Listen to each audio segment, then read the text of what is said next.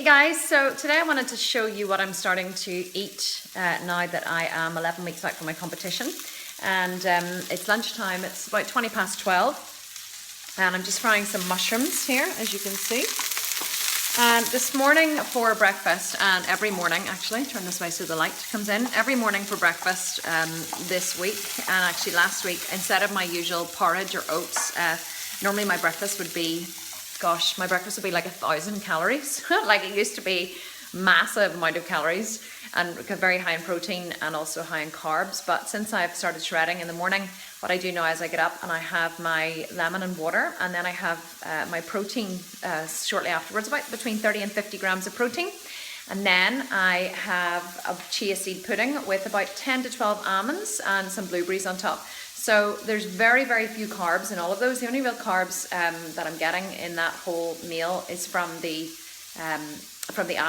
blueberries, and there's hardly any carbs in those. So lunch is also going to be low carb, and then I'm going to work out this afternoon, and I will eat some carbs after I work out. So at the minute I'm on about, I think I have on my macros about 90 grams of carbs a day, which actually isn't that much, but I will have more on training days.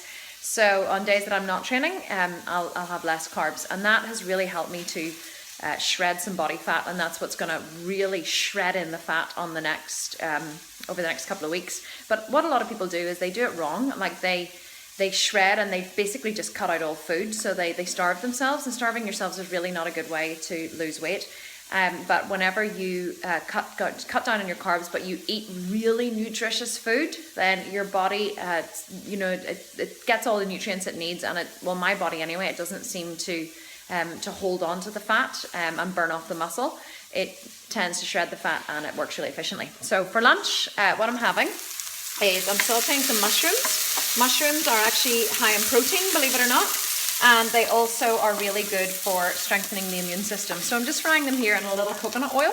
And then I'm going to, after they're finished, I'm going to set them aside, and then I'm going to scramble some tofu. I use this tofu by Tofu Company because it's made with nigari, and it comes from the Japanese sea.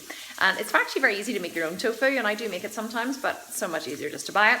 And in this packet there is, let me see, there's 280 grams in this packet for 111. There's about 30 grams of protein, just over 30 grams of protein in this box. So this is going to be lunch. So I'm going to scramble some tofu. Onto it, I am going to sprinkle some Old El Paso fajita seasoning, and I'm also going to sprinkle some nutritional yeast on there, really packed with B vitamins for vegans, because obviously I'm vegan.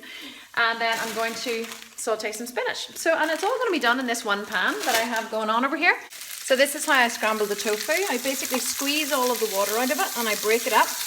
And then I just put it in here with a little bit of processed coconut oil. And then I've sprinkled in the fajita seasoning. And then once that is almost ready, I'm going to put in 2 tablespoons of nutritional yeast. So the tofu is ready. I sprinkled over about 2 tablespoons of the nutritional yeast, and I'm going to throw that in here with the mushrooms. And then I'm going to put in the spinach. I never ever cook with olive oil. A lot of people do cook with olive oil, but the thing about olive oil is that it's a monounsaturated fat. So there's only 2 types of saturated fat. There's butter, well there's 3. There's butter, there's ghee, which is like a clarified butter that Indians use to cook with, and then there's coconut oil. And they are completely saturated with hydrogen atoms, which is why they are solid at room temperature. Olive oil is and I'm pointing up there because that's where my olive oil is actually a monounsaturated fat, which means it has 1 or more double bonds where it can take on extra hydrogen atoms. So when you heat olive oil, what happens is it twists and contorts it. It takes on more hydrogen atoms, and it becomes a trans fat. So never cook with olive oil. Always use butter, or if you're a vegan, use processed coconut oil or just regular coconut oil. So this is coconut oil in here, and I'm about to one-handed throw in the spinach. And I'll do about half a bag usually.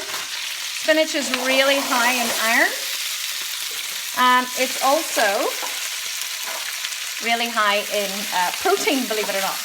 There's about, well, really high, I mean, for a vegetable. There's about 4 grams of protein in this amount of spinach, which is quite high for a vegetable. So if I was to eat that whole bag, I'd get about 8 grams of protein. And people say, where do you get your protein as a vegan? This is where. So look at that massive plate of food. Isn't that absolutely gorgeous? And because I'm a total rebel, I'm gonna put a little squidge of lemon juice. I put lemon juice on everything, honestly, it's so good. Little squidge of lemon juice, especially on the spinach. And you know what? I might even put a little grind of black pepper on there because I do love black pepper. And I'm gonna go and eat, and then I'm gonna see you guys in the gym.